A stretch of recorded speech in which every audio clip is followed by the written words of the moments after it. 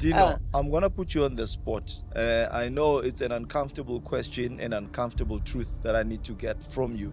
Have you killed a person, Dino? Look at you. You look like you can kill me now. And all the naughty ones, they look like you. We're coming down on you. We're not going to leave it like that.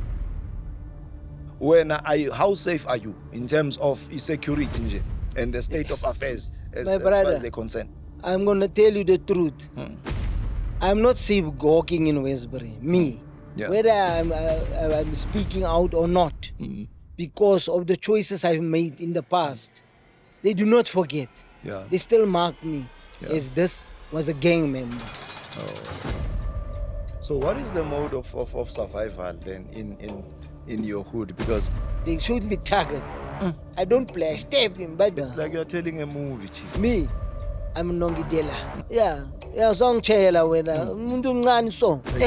Start a chance. Skang tati chance wena.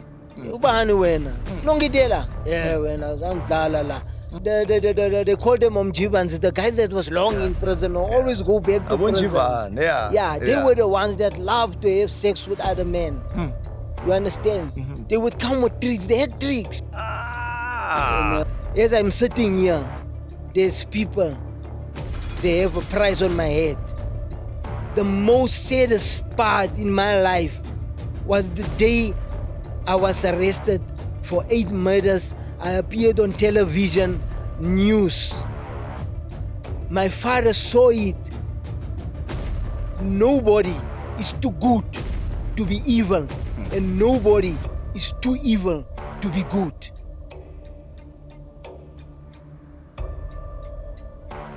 Danke siyabonga. Khuluma nomphakathi wami, the company of legends, the scheme nation, the scheme of winners. If you are 18 years plus, ngicela na 18 years and older, it is very important for you to be 18 and older. Join Hollywood Bets now and get a 25 rand bonus plus 50 free spins. The promo code ibhale scheme. So if you want to unlock more bonuses, ngicela ukuthi ulandele the link on the comment section. Ibhale ukuthi SKWM yena loka scheme. So tshela umngane wakho, tshela omunye umngane wakho ukuthi iHollywood Bets i-embrace and i-endorse abo scheme. Thank you siyabonga.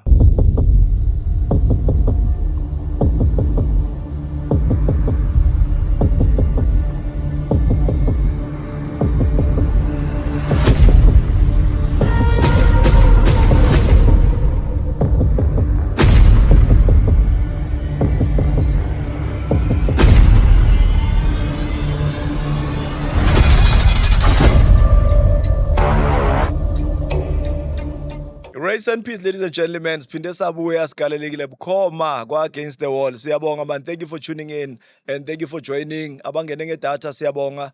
Abangene nge-airtime siyabonga futhi. Abase television siyabonga. Abasibukele kuma big nama small screens sibonga kakhulu. Vandag inkinga me1 ngishilo ngathi bakushawa 12. Wathi 12 p.m. on a Sunday ukuya lesilungisa amsiphelelo amadatha. And mase nibona indoda ekhanyayo kanje mina nazi ukuthi kumele ngiyokhuluma ngiphaquze speak and for stand. Ngishaya ama-cut and join. But ngiyabonga ukuthi nikahle ke nani ke happy Sunday. My brother, good day. How are you? Good day, I'm okay. I'm all right. You look like a pastor. No, I'm not a pastor. And all the naughty ones, they look like you. Gante, there's a serious story behind that. No, people, if they look at me, let me break it to you down. I'm the kind of person. Yeah. When I'm serious, you don't want to look at me. Serious? You know what happened once? An officer came, a police officer came, and he was investigating us. Yeah. So he came to us and he looked at us. We were 3 of us. He said to me, "You are the leader." I said, "Yeah, Kanjan." Yeah. I said, "Kanjan." His name is Onkomo. Yeah. I said, "Kanjan." Yeah. He said, "Look at you. Look at your eyes." Because look, he's a policeman. We cannot smile with. He's not our friend. He said you are cold, Chief. Yeah, he said, "Hey man, look at you. You look like you can kill me now." And now the main guy is next to me. He's feeling offended. He's like, "Uti, yeah. What is this guy talking about? You?" And yes, no, the man. The leader of the pack is you. No, the leader is saying, "What is this Khata talking about me?" Yeah. This Khata, he must look when he talk. Yeah, he must beg hell of me. Yeah, man. You laugh still. Me, I walk over him now. You know, he's the one that smiles. He's the charmer. Yeah. But But he was the big boss. he's the crazy one. He's still doing a life sentence in 30 years. And 15 years for parole break. Also for killing a police officer. Not long after telling that police officer that I will walk over you. Not long after that, he committed murder of a police officer. It's like you're telling a movie, Chief. Hey, bro. You know what? Nah? I will tell it to you like this. I'll break it down for you. Let's give them the name and the surname. Then I give you the mic. All you right. Run with it. Me and I was just keeping quiet today. I was in front of the cart. Fine. No rules, no regulations, my man. Okay. Breaking the rules here. My name is Abdul Dino Jordan. Like Danny Jordan. Other people say I look like him. I just showed Mazinya. I just showed the teeth. Okay. Any case, I grew up in an area where people used, people let me break it down for people. When they grow up, you hear your uncle was a successful businessman, your uncle was a great teacher, and so on. But when we grew up, we were told that this one murdered your uncle. This one, he killed so-and-so. This one, we are pimpa so-and-so. Do not trust this one. Do not trust one. You see this one? That one is the right one. You go with him. That is what we used to grow up with when we grew up. Is right. That was our rule of the day. We were taught what to do before we even knew how to do it. To say that this is your life. This is where you're going to. We used to grow up looking at gang members, looking at criminals, being our role models. We didn't know other role models, That was our biggest mistake when we grew up. Not like now. These boys of now, we call them strognanas. Because they are the millennium boys. You understand? Well, nanas. Nanas is when you take peanut butter, you take jam, they say jelly, you mix it together. It's sweet and nice. It's nanas. We call them that they are sweet and nice, those boys of now. But now, that is what we taught. The killers of now, if I can bring you 2 killers, you will say I'm lying. Handsome devils, well-spoken, well-mannered, but brutal. They didn't grow up like us, brutal. They grew up cheese boys. They say it's never easy being cheesy. Because that is how they grew up. And we don't understand it because we didn't grow up like that. So when we look at them, we see now why they say so, because they are hardcore. They empty a clip in your face. I'm talking about a clip of 32. They'll empty it in your face for stepping across the line like the other guy you spoke about now, choosing the wrong side. In where I come from, Westbury, I'm from Westbury, Johannesburg. Where I come from, you die for posting the wrong signs. There are signs that people live by with. It's a code. It shows who you belong to. It gives you a sense of belonging. The sign like this is Varado sign. The sign like this is Fazgan sign. There's the area where I come from. It's hardcore. If you go now there, you'll find police patrolling. At night, 2 o'clock at night, police patrolling. Nobody's safe. Not a child, not a woman, especially not a young boy. But what area is this, my man? And we are talking about South Africa, and we are trying to create safer spaces. Someone thinks that you are painting a picture of Bosnia. Hey, or my Baghdad. brother. Whoa. It's like that. They're at war, constant war. There are areas that some people, they cannot go to. It is located south of Johannesburg in South Africa, next to Brixton, not close from CBD, Johannesburg CBD. And I'm telling you, it is terrible. There's where the whole of Gauteng's drugs come from. The whole of Gauteng, including sometimes Cape Town, Durban. There's the drug area. There is where the drugs is being taken serious. It's the order of the day, gangsterism and dealing drugs. If you look at a small child, you ask him, what do you want to be? And he want to tell you, I want to be like Usbani. Okay, let me call names. And he's going to tell you, I want to be like Finch. Or I want to be like Keenan. That was one of the 2 main characters that popped out from the gangs. dealing in drugs. Both of them are now Are they still alive? deceased. Oh, they're Both deceased of them, now. yes. Is it? And you will not believe me, irony. Both of them were shot not far from each other, but months apart, say years apart, without even being this thing being planned. You understand? It's so heartbroken, to lose somebody you know. Yeah. You understand?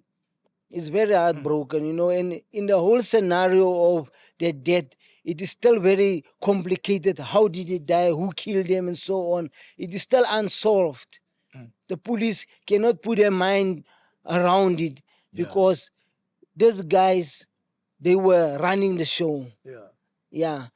You understand? And they were young guys. Yeah. So what is your nickname in your kasi? My name, no, they just call me Dino. Oh. Yeah, I have a lot of names. My friend Dino Peterson there in Eden Park there. You are Dino. Okay. Oh, they know you I by think the I name know that one. of Dino. Yeah. Dino, I'm going to put you on the spot. I know it's an uncomfortable question, an uncomfortable truth that I need to get from you. Have you killed a person, Dino? Never. Never. Yeah. Okay. You've seen these things. You've been part of these things.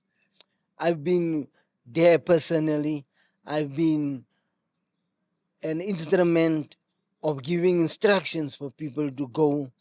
I've been one of the instigators. I've been one of the ones that almost did it, and as I was also instructed, and then the others jump because there's a time they want to prove a point. Yeah. You understand? Yeah. And to come to the point that did I kill somebody, it's so heartbroken in my life. Yeah. I was sentenced to prison for 5 murders I did not commit it. And you know what my brother say? He say, it is difficult to fight a case where you do not know nothing about. Because how are you going to defend yourself? You were not there. Yeah. What are you going to say? No, but maybe it's a mistaken whatever. But they are saying in every lie there's a bit of a truth. Why were you then arrested? Because and ultimately sentenced, and you had to spend time. You know why they say? Because of the pressure of the community. Yeah. Yes. I was sentenced in 1997. Yeah. To how many years? 99 and a half years. 100 years almost. 100 years. Century. Okay. Yeah. And so now, what happened is in those days, the law was a little bit lenient. Of the correctional service. Yeah. They say if you do a long stretch, you have to do 1/3 of the stretch. There's where it saved us. Yeah. Not like now, you have to do half. Half of the sentence. Yeah. Okay. Imagine half of 90. I've met guys, I've seen things, but that was not my first sentence. Yeah. We grew up being trained to be what we were. And the reason, let me explain you now. We will come to people's minds a question of saying, why would they send you to prison for something you did not do while they were pressurized? Because those times in the 90s, 94, 93, the gang war and drug war was out of hand in Johannesburg, especially Westbury.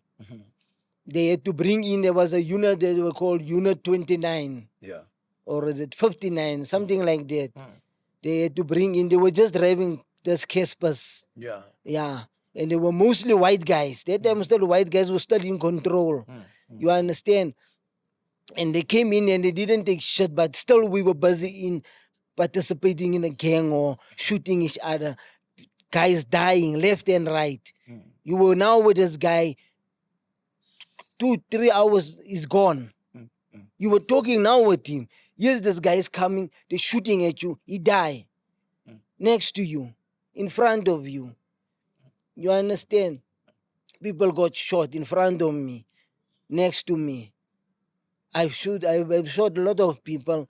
But I can tell you honestly, I've never killed a person. But I've seen people being killed in front of me. But shooting brutally. them, but you are not certain. Are you No, guessing? I'm certain about it. I No, know but what I you do. shot people. Yeah, I shot You are people. just not sure if they died or not. No, the ones that I shot, I can tell you. No, that ones didn't die. The ones that I stabbed, Yeah. that ones I can tell you I'm not certain about. Yeah. Because that was the time I came up in the gang. I had to prove myself. You know, Uti, when you, it was not like the time of now and that was different times. You had to prove yourself. Yeah. You know, to become a gang member was not just like come join, you a gang member. You had to prove yourself. They will give you Yeah. a knife Yeah. and say, go and do it. Give you a gun, go and do it. Yo, against the wall. Hey, namhlanje siphethe insizwa yomdabu la. Shubile straight. Don't forget to like, to subscribe, so that we know ukuthi si operator beyond lesikhathi sesibekelwe la. Otherwise iyasabotage into yokuthi singasupportani kahle sabodaki. Asikhulisana amanamba ke sesibheke ku 300 kungasikudala. Ngifuna sibuyele emuva ke leader. Let's just go back from inception and from where it all started. According to you guys, when you get a memo, when you get a debrief, when you get a history behind, the fast guns, the Varados, what is the history behind? Where did it all began? Where was the fall? Where was the collapse? And where was the dispute? And what is this fight about? And when you're saying Israel, they're telling you about a holy war. Why and what? Okay, you see, according to what I have been told and the information I have, these guys were social groups and football groups interacting. They were friends, all of them, grew up together, went to school together, and then the fast guns were established long before. There was no Varados. It was a group called the Spaldings. They were established. You understand? Now, in those days, there used to be guys using this. To prove your point. And now by the side of the Spaldings, they were a gang. They had most of the guys here that knew how to hit, like the leaders, Vivian, Cameroon Adams. And by the way, Cameroon Adams was the heavyweight champion boxer of South Africa. Yes. And he was also given death sentence. There was a time, if you can even go in Google, you'll see there was people that was protesting to say, do not hang the champ. Even Muhammad Ali was participating there, Don Matera, these guys, to say, do not hang the champ because he was our heavyweight champion, non-white. You understand? He used to black some, and he was a gang member, unfortunately. And ironically, he killed my cousin's fiancé in front of me, next to me. I was still a young boy at that time. Champ? Yes. I was still a young boy. And when we go into it was a Sabine those days, it was not taverns and no bars. We went into the Sabine to buy alcohol, you understand? And he was not supposed to come with me, my cousin's fiancé. He was also a leader of the fast guns. You understand? Then he accompanied me, said, no, Dino, let me go with you. It's right by the Sabine this time, was on a Saturday. He said, no, you're young. Let me buy it. My father said, no, you stay. He said, no. If he's going to go, I'm going with him. And then we went in together. We were standing in front of the fridge. Here's this Sabine Queen. She was serving the alcohol. You just heard the shots. Quah, quah, quah, quah, quah. I was still holding his hand. And you must remember, I was a young boy.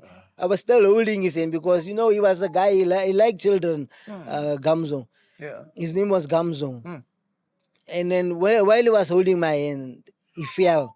I felt him falling down. I looked at him, At that time, I didn't realize what was happening.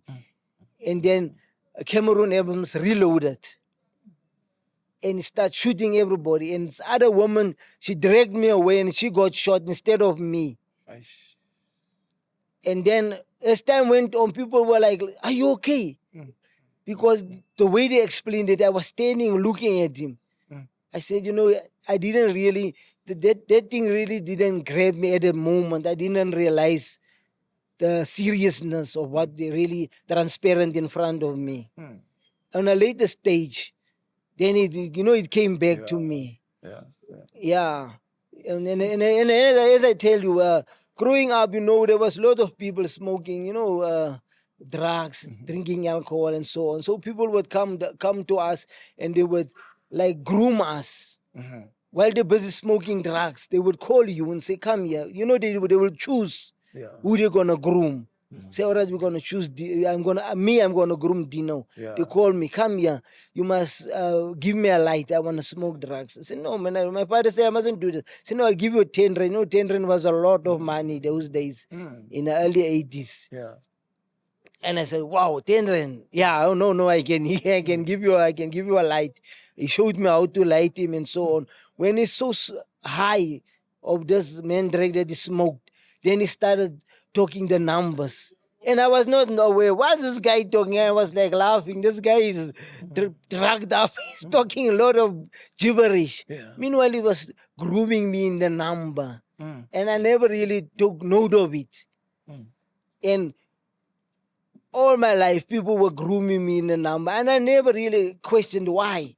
Why does people they always giving me the number? I always used to find somebody different grooming me in the number. You understand? At the age of 13, I was in standard 7. I went to formatory, to Kai formatory. Yeah. The reason why I went to formatory is because I was given a gun by a member of the Varados. Told me to say, "Look, this guy is a problem for us. He don't know you, and you will not go to prison. You just go, you pull the trigger." You understand? And now the problem is they were not specific who I must shoot. They just said, "Shoot this guy." So they say, "This guy in this car." So I'm sitting on a block there, waiting for the guy to come out of the car. And remember, I'm 13 years of age. I was well built, you understand? So I was when you look at me, I look at 16 years of age. So now this guy come out. I say, "No, this is the one. But I have to look first. Is he coming to the car?" "Yes, he's coming to the car." I start shooting. Quah, quah, quah, quah. And you know what? It's the first time I'm shooting a gun. So I'm not looking where I'm shooting. My eyes is closed. I'm just shooting. When it's a 3-8. That 3-8 of those years was 6 shooters. Yeah. So it is finished now. It's just eating car. It's just eating nothing. The cartridges. And I'm not realizing it's finished. And now the one I was supposed to shoot comes out and is armed. And he have a 9mm. And I turn to him and I point him. That was just by luck. I point him. He duck. I ran. And he was like, "Yeah, this was a small boy shooting at me." And then I was sent to the reformatory for that attempted murder. You arrested for it? Yes. And my mother said to me, "You know what? Just agree and go to the reformatory. Because you want me out of the area because these people was going to kill me." She took me in, my mother. Were you smoking at that time? No, Yeah. I was not smoking. Yeah. Did you at some stage take drugs? Yes. Hectic drugs? No, you know what? I was experimenting. I was taking Mendrax and crack cocaine. Yeah. You understand? And I saw this thing is not for me. Like at this moment, I don't even smoke a cigarette. I don't even like the smell of a cigarette. I do not even want to be in the company of people that smoke drugs. You understand? Even people that drink, I'm just being tolerant because most of the guys they drink. Yeah. But I know when they drunk, they problematic. Yeah. So what is the mode of survival then in your hood? Because it looks like you are saying the place is not conducive to raise, young people. But because of obviously the current state of affairs, people are not liquid in terms of cash. We are disadvantaged from obviously our previous atrocities. So this is where we find ourselves. But in true sense of the word, how does the situation, according to me, you are explaining something that is not bearable. How do we then raise a child in that environment? At this moment, a lot of people is moving out. I do not know who's going to be left because They are killing small children. 9 years, 7. Let me give you an example what happened. Yeah. There's the fast guns, they come to come and shoot members of the Varados. Yeah. They are surveying the house. They Yeah. see, okay, there's the 2 targets that we want. Yeah. They're sitting outside. And you must remember that party where they're sitting is a 1-year-old's party. So there's a lot of small children there. Most of them is under the age of 10. 11, 12, 13. 13 is the oldest. Yeah. And now there's their 2 guys because it's their family, it's the cousin's child's party. So they're sitting there, they're chilling. So the family explained to them, come inside. Do not sit and be a target because the family know this guys belong to a gang. Everybody in the family know this guys belong to a gang. They say, come inside. Yeah. Do not sit. Come inside. Do not sit outside. You know, these guys, they will just come and shoot. And there's children here. And the moment when they stand up, a small girl, she runs to them. She was about 11, 12 years of age. She runs to them, they're telling them, guys, use the fast guns. All the children run in the house, ended guys, because they know this guys is coming for those 2 targets. So they go first in the house, the children also in the house. So this girl is alone outside. She have to still open the gate to go in. Opening the gate and going in to shoot her. She is not a gang member. Was she short for alerting the guys? They will tell you best why they shoot her. Because it's still unknown. Why do you shoot that child? And it's a girl. And nobody's still arrested up until today for that murder of that young girl. Let's talk about the men in blue. What is the role then? Because their role in the community is to obviously create safer spaces, is to protect, is to make sure that they guard against evil. So what is their role now? Because most of them, apparently, they're involved. Yeah, you see, there's some of them that try. But no, you know what? It is like you're having a bucket with too many holes in and you have to fill it with water. Yeah. And while you're filling it with the water, you have to fill the other bucket. You know how difficult that is to fill a bucket full of holes and trying to fill another bucket with water. It's not an easy task. Yeah. I'm not gonna.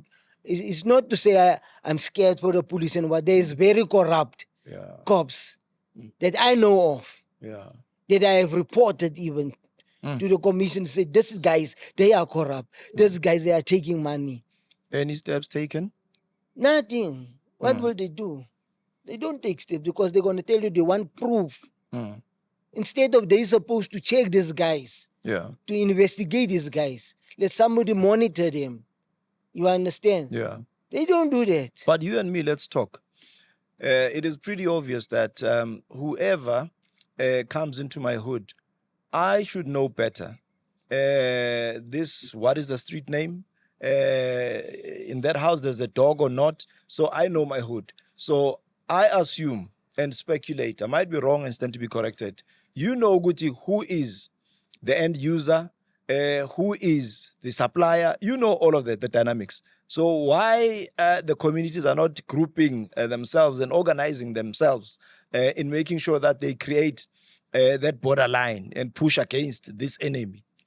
Now, you see now, that is a very difficult task. Yeah. Because now, remember, I am as an elder. Yeah. I go now and say, I'm going to form a CPF, Community Policing Forum. And now my child is being bullied at school by members of any gang, whether it's Varados or fast guns. So my child growing up, I have to solve that problem, and it's not going to stop because I am of the CPF and I am going to school and so on. Those children don't respect me. They're going to tell me I'm a pimp. And they will even want to shoot me. That's small children. I'm talking about 11, 12, 13-year-olds. They are going to try to kill me. Not only to shoot me, to kill me. They will even go as far as trying to kill my son. That is the same age. You understand? So now, what is happening? My son is, if something happens to me, my son is going to choose a side. and my family is going to choose a side. Yeah. And then whether my family is still with CPF, they're going to choose a side that did murder me, and they're going to be against that side, and they're going to do everything in their power to come down hard on that side that murdered me, using the power that they have. Whether it is they are police or CPF or whatever, they're going to come down out of revenge, saying, you took away our father, our brother, our son. We're coming down on you. We're not going to leave it like that. You understand? So it's just not easy to say, let us just make a community forum against these things. Because there's so many holes in Westbury already. It's too late for that. Okay. Anybody that comes and say to you that we will stop this, they are lying. Okay.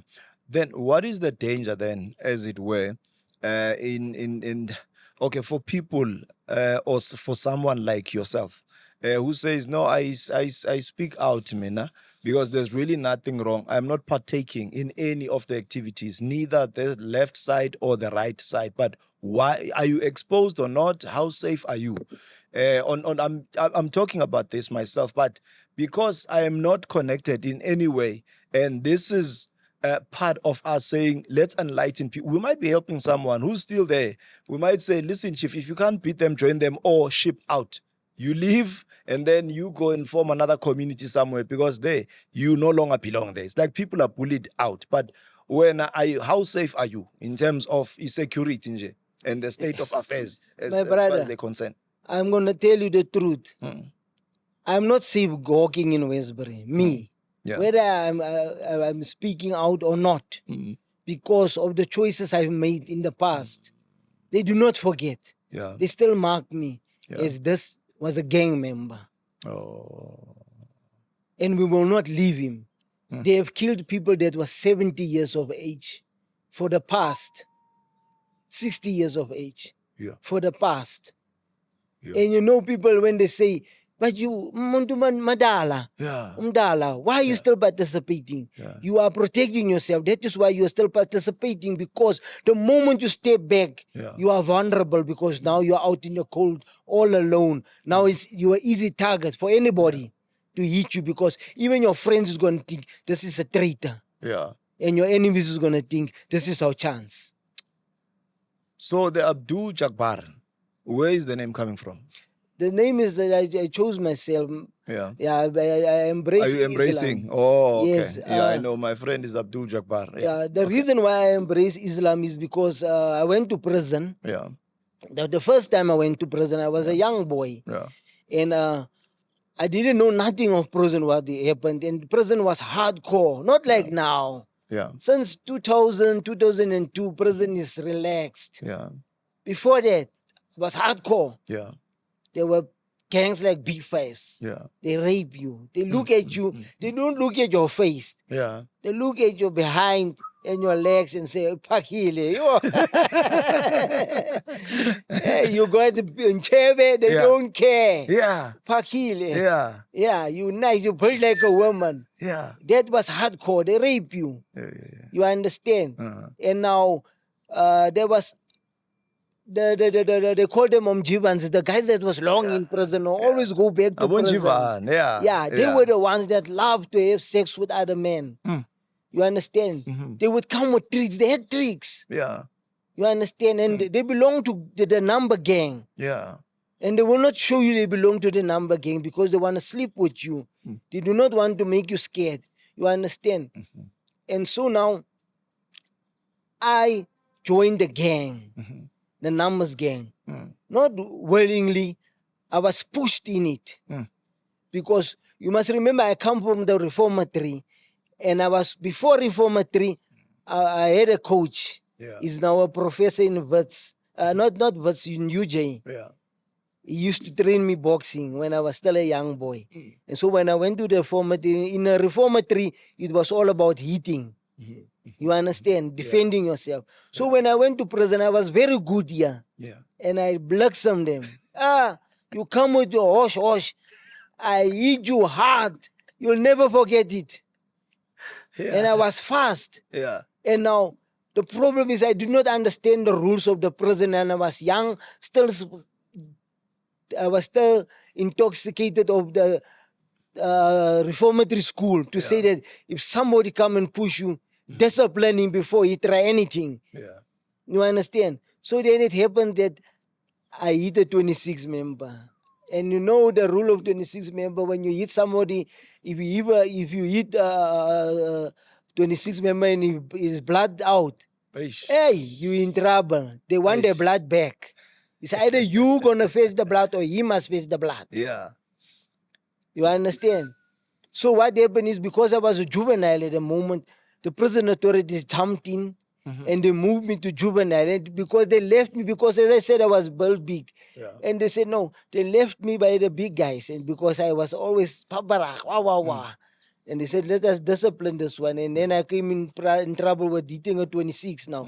And then they want to stab me. And then the authorities were forced to shift me to the juvenile. Yeah. And now juvenile became full, got fuller.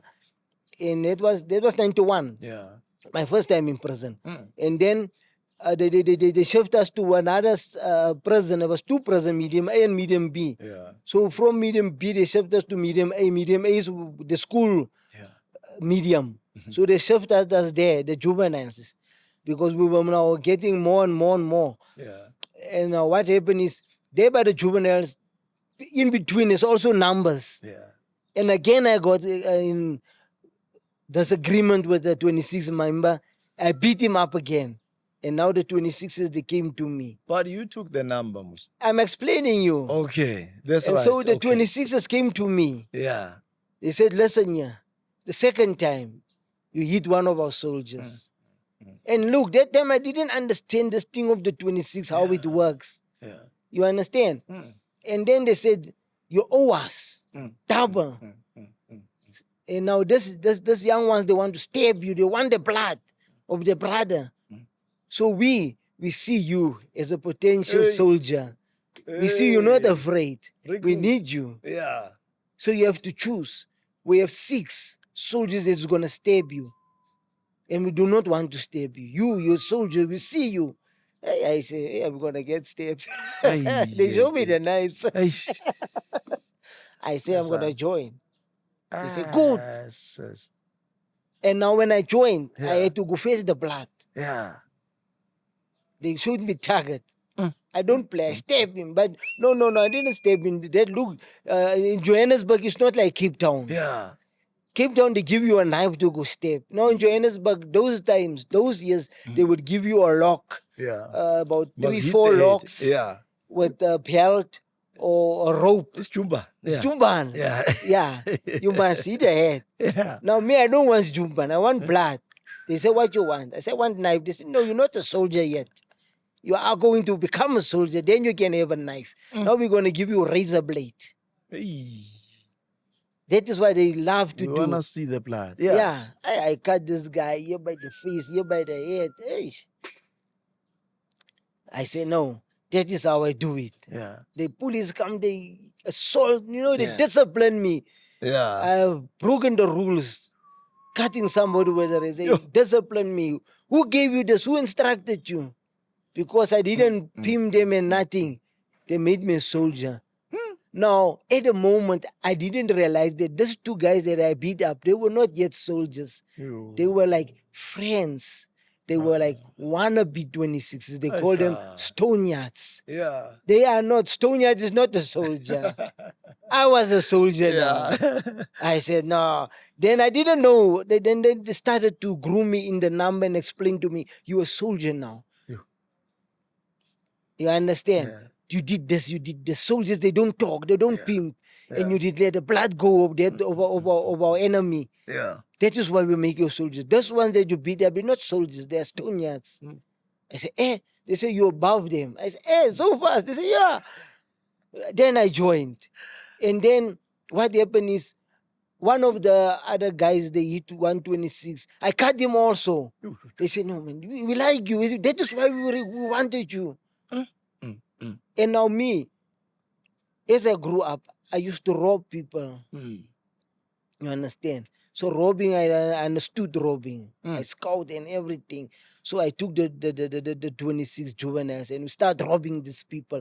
And we turned that medium B into a 26 prison. We recruited a lot of people to join us because it was an Air Force prison. Yeah. So we changed the whole thing, and it was then Stanton prison at that moment.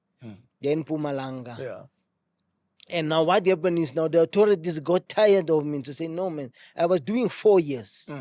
They said, no, man, you and the law, those years, when you do 4 years, they give you, I was the first time I was in prison. Yeah. So I was a first offender. So the law, when they sentence you in court, they would same time give you remission.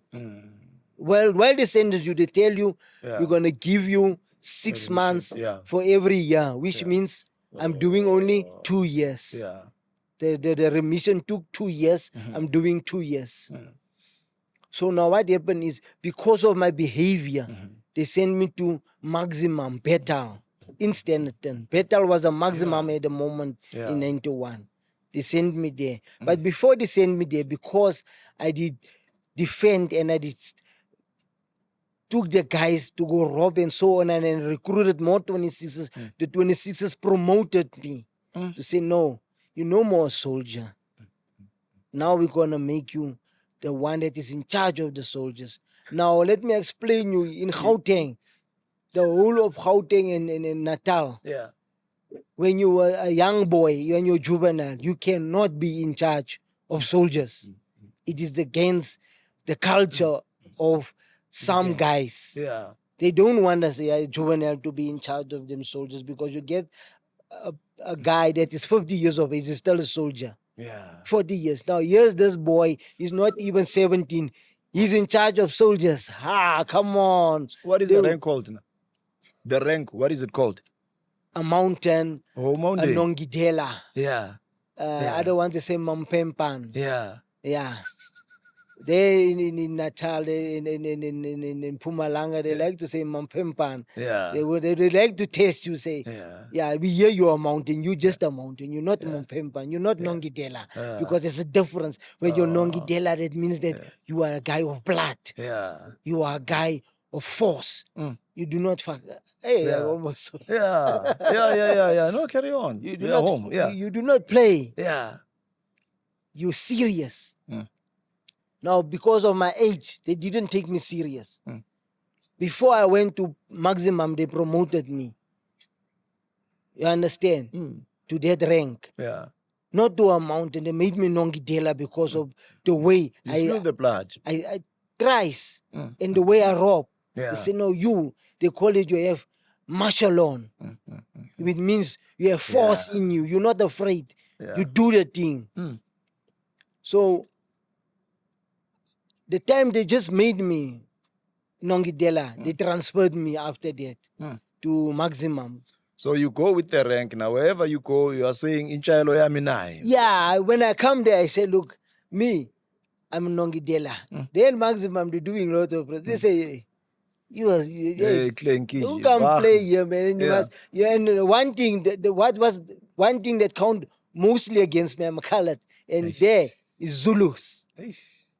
And now you must know I cannot speak Zulu. Hey! I'm in trouble. Yeah, and they want the Zulu. Number. They are saying, hey, man, Song chela when mundu mncane so.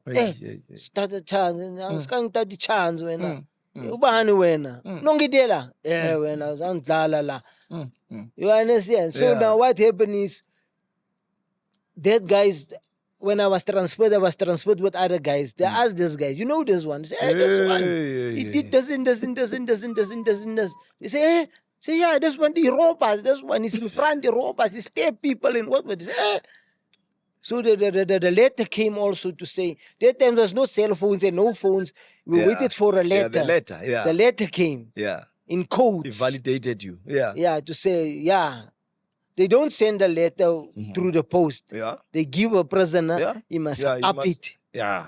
Because there's important information that the police must not get. You must up this one and you give it to the 26's dead side. So he give them, this is the letter from your brothers. They read the letter. They say, no, we know these guys and what. But are you not a threat when you get that side? Because, of course, there are people who are running the show there. Yes. When you come and they are saying, hey, man, They, now this that one is why is they the don't one listen. They shining. didn't listen to me. No, this is what they call, they vala you. Yeah. Ivalela. Yeah. Yeah. You understand? To say, Yeah. we put you between the spectre and the captain Oh, yeah. until we get the approval that you are who you say you are. So when the other people, they call the people that do not shy tattoo, Yeah. they say they are the papers. Yeah. Because they interrogate them to say, you know this one. What did he do that said? How Yeah. did he behave himself? They are the papers. They speak for me. Yeah. And so the letter also came. And now they open me. They say, no, you are that guy. Now you can operate now. Yeah, you can operate. So but what was the highest rank? Oh, I see. We are left with 5 minutes. What was the highest rank that you actually occupied? the highest rank is Yeah. I went till I'm till the number 1. They Hey, call Mabalang. So umabhalane ibhuku ijaji yeah, no, look, all of them is they are books, yeah. but they have different code names. Like I'm Mabalang. I have the book. Yeah. The book of the 26 is with me. I You have ended that up book. okay, so the book and the general, what is the difference now? The general is the one that instructs me because Yeah. there's 2 generals. Yeah. They instruct me. Yeah. This is what you do. Do you agree? What does your book say? Uyibhuku wena. Yeah. So they ask me, what does your book say? Yeah. They ask everybody, you, what you say, what. I'm the last one they Yeah. come to. The general, I'm the last one they ask. Yeah. What do you say in your book? In fact, ibhuku, when they're supposed to carry a mandate, you are the one who's having a mandate Yeah, to say, I have the mandate. Harmony, we hit the head, use a spanner. I'm the use a one who knife. say, this one they can promote. No, this one you must not Yeah. promote. This Yeah. one you must pay. This one you must do this. Yeah. Because it is in my book. I have it in my book. Well, let's go to the university. Yeah. No, let's go back home because now we're about to wrap it up. Now, because you are, now people are called influencers, but you are a public figure and you are a leader in the community. Just in your words of wisdom and the word of hope and encouragement to, of course, the people in your area. What can you basically tell them as the word of hope? No, guys, after all it has been said and done, I know people has lost faith in SAPS and many other people in the justice cluster. But Mina, this is what I'm saying. Well, for the youth out there, I would say, don't lose hope. Always believe. It is important what you believe because what you believe is who you are. Yeah. Why I'm saying this, if you believe you're a loser, you're a loser. If you believe you're a gangster, you're a gangster. If you believe you're a winner, you will win. What you believe is important. Do not lose hope in what you believe and have faith in your dreams. Nothing is impossible. The reason why I'm saying so, I've been through Yale, I've been in Kokstad, Supermax, I've been in Simex, Hosimapur. Yeah. I was on my knees, I was crying to God. I said, Allah, Yeah. you must help me. You brought me here. Take me out. And He brought me out. I never thought I would see life. You know what? I was shot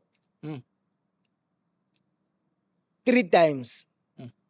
And you know what? I the only word I said, Allah, I want to see my children. Please do not let me die.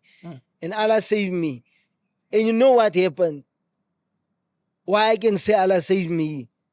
Because my heart stopped twice while I was shot. At the scene and in hospital. And because I had belief, I had faith. And I said it with conviction. Save me. I do not want to die. I never died. Here I am today. And what is more to it? The moment I was shot at this distance that we are sitting now. I was shot in the stomach. The first bullet was in the stomach. And miraculously, it never even went through. It came in and it came out in front again. Even the doctor couldn't understand. The doctor said, when I was admitted in hospital, he said, 2 gunshots to the abdominal. But it was one gunshot because it was in and out. And he wanted to cut me open because he thought that it did damage my intestines. And the other doctor said, no, don't do it. Don't cut him open. Let us first scan him. That was all God's work. You know, doctors, when they see you shot twice in the stomach and you're bleeding out, they will cut you open. But they didn't do it with me because God was driving them. And you know what? Another point is, while I was shot, I was arrested for robbery. And I said I did not commit this robbery. I committed housebreaking, but because of the where I was shot and the injuries that was done on me, the police and everybody covered it up and said it was a robbery. But God made it possible for the magistrate to be on my side. The magistrate is on nobody's side, but that magistrate was on my side. He told the prosecutor, I want proof that this man did this and this and this and this. And they did not have the proof, and he said, I'm dropping the whole case. And they fought with him, but unfortunately, it was my time to go to prison. I went to prison. And it was my last time I went to prison. I'm no more going to prison. And I'm telling you, as I'm sitting here, there's people, they have a price on my head.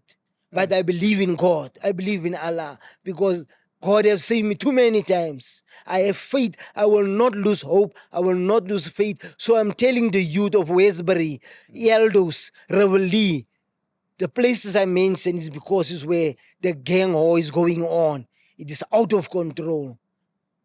Parents, please don't lose faith in your children. Support them in positiveness. Give them hope. As a parent, give them hope. Uplift them. You will be happy. You know what? Before we go off, the most saddest part in my life was the day I was arrested for 8 murders. I appeared on television, news. My father saw it. And I was the one that used to go to his work every day bringing him lunch. And he was supposed to get a promotion as a manager. But because of me appearing on television for such hideous crimes, he was never promoted. He even left that job. It broke him because people were like gossiping behind him like, yes, this man, his child is a murderer. And what, how can he be our manager?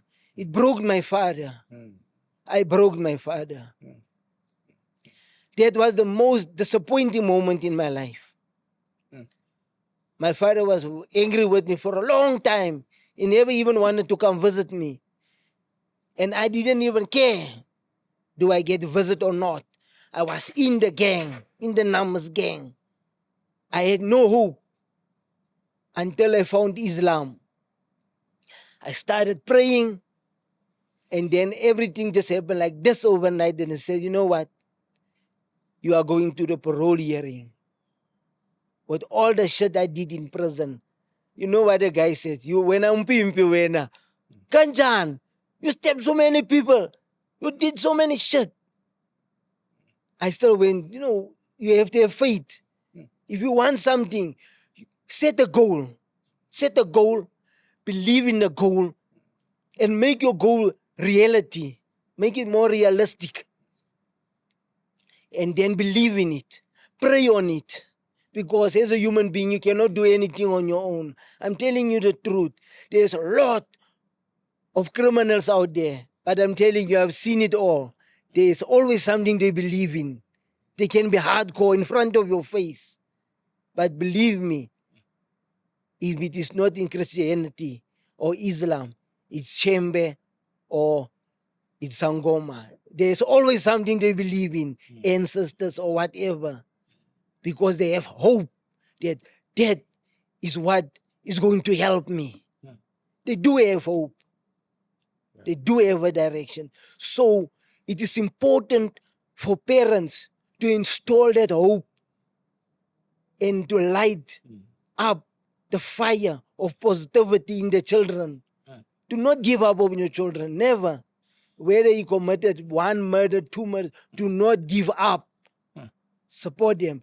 I'm not saying be with them. It's wrong, Yeah. but do not give up on them. They can always change. Yeah. You know what they say? Nobody is too good to be evil, and nobody is too evil to be good. There's always a thin line between them. You can change. You can change. That was Mr. Abdul Jabbar. Thank you for your time, leader. May the good Lord bless you and your family and your whole entire nation and your people. We are all God's people. Thank you. He has the last word. That's how we wrap it up. Mangangena Mosha. Until the next episode, Unkulunkulu Abenani. Keep well and stay blessed. Love you all.